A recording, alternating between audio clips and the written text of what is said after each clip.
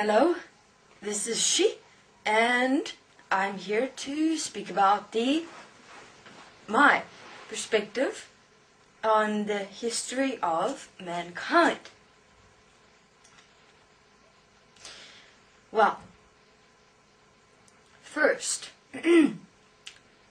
everyone is speaking of wanting to solve this world, wanting to solve the experience of human beings, of this world, because not many seem to be satisfied, pleased, with the current experience of mankind on earth.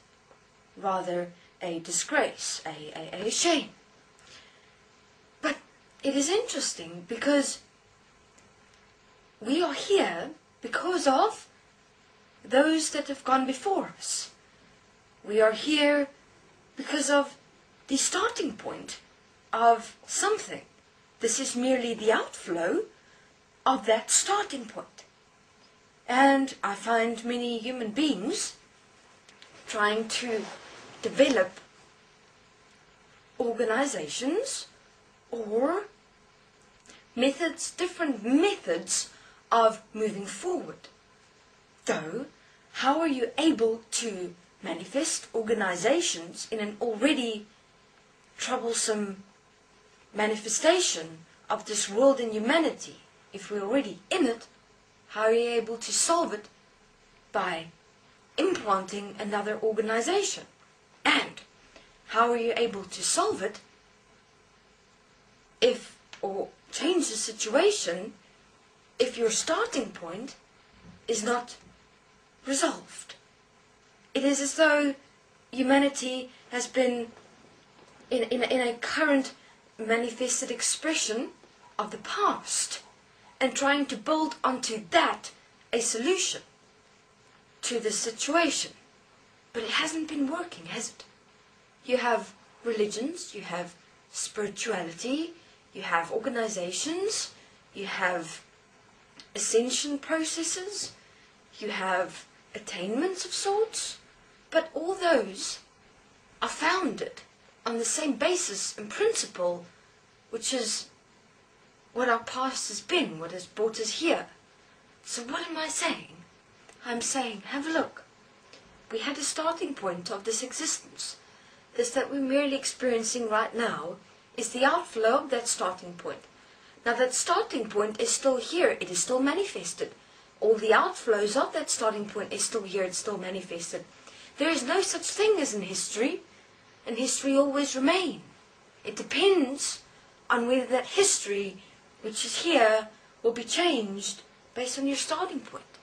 In other words, the starting point is not there in the past or in the history. We're very much still in the past, in the history. We're still living that. Is that not so? Has all of humanity existence possibly changed their starting point? In the starting point of existence, the history, what has occurred, what has happened, are we not also then that history? Are we not also then those that have gone before us?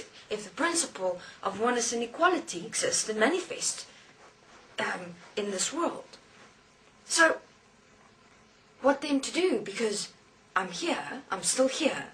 My starting point is obviously still the same as what was in the history, the starting point of existence. So then the question is, what is that starting point? So therefore, what I'm saying is that the origin of ourselves is important.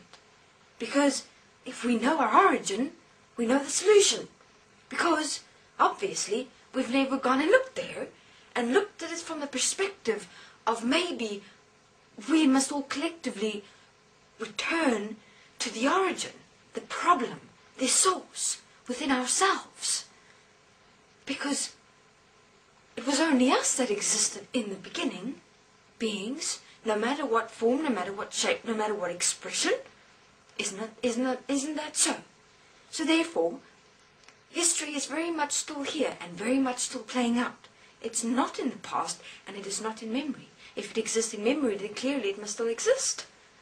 It still exists here in the world, in scriptures, in books, then certainly it is still here, is it not?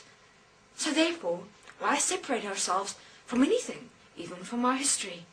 Because we're as responsible for our history as we are for our future, but we haven't been able to create the future because we're still in the history. Why are we still in the history? Because we haven't realized that we are history.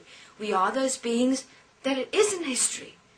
So, that will mean that, have we ever really lived? Have we really ever created? Have we really ever changed the future?